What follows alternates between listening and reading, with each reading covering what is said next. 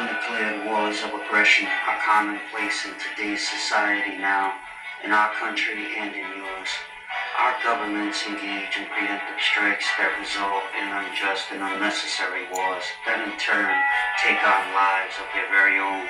Sadly and tragically, we become accustomed to the use of illegitimate force, the kind of force that was once outlawed by the Nuremberg trials after the Second World War. We choose not to question our authority. We choose to follow them blindly. We should stand up for our country and protect our rights. Any society that sacrifices a little liberty for additional security will deserve neither and will lose both. What if it becomes dangerous to have conversations? What if your neighbors refuse to help you when something goes wrong? What if to protect your country you must abolish or alter your own government? Is it better to die on your feet or to live a life on your knees? What if the time to fight for your country is now? I'm Frank Kerr. This is the Frankincense Experience. Political commentary. Share what you know. The time is now. Join the experience.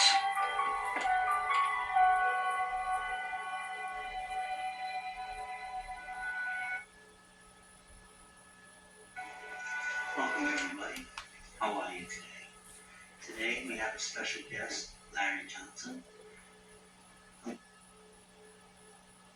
Hello, welcome to you. Do you have any intel on the military bases in the region?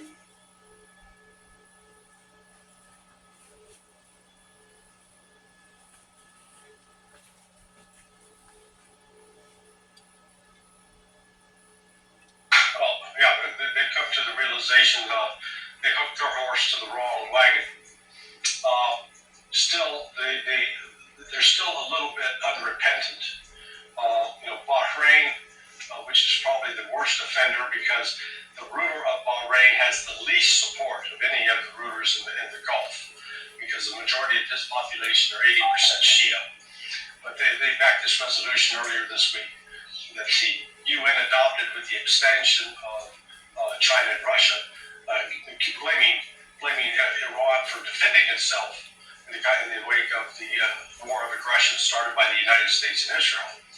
But I know that the Kingdom of Saudi Arabia basically told the U.S. troops present in the Prince Sultan Air Base, "You're on your own. We're not doing anything else. So you're on your own." I think they recognize that the United States cannot guarantee their security. They're already witnessing that the air defense systems that they were supposed to work to prevent Iranian hits have failed, utterly failed.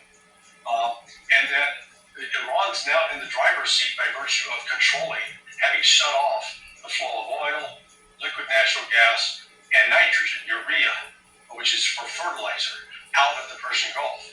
This is going to cripple the global economy.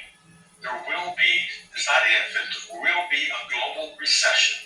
The only question is how deep, and will it even go to a global depression? It's not going to affect all countries the same. Countries like Russia are going to do quite well out of this. China will also do okay. But Russia's going to do the best because it's got the oil, liquid natural gas, and the nitrogen needed for fertilizer. However, with a third, between 30%, 35% of the world fertilizer no longer coming out of the Gulf, you're going to look at conditions in some parts of the world of starvation. The food, you're going to get a dramatic reduction in food production. And that food production is going to lead to hunger. It's going to lead to further political chaos around the world. So, what Trump has done is he has essentially set the world on fire. Mr. McGovern, thanks for coming on our show.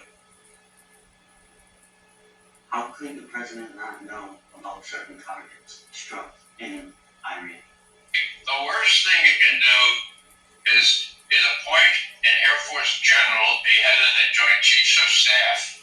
All they think about is bombing and howling about everybody. They never know what war is like. They sit in their airplanes, and if they're not shot down, they bomb the hell out of people. Don't ever let that happen. Now, who is this guy? He had to be taken out of retirement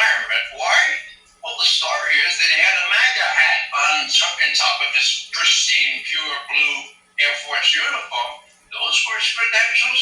He doesn't know diddly. And for him to be sort of seconding sex ed, you got two pigs in a boat, if you ask me.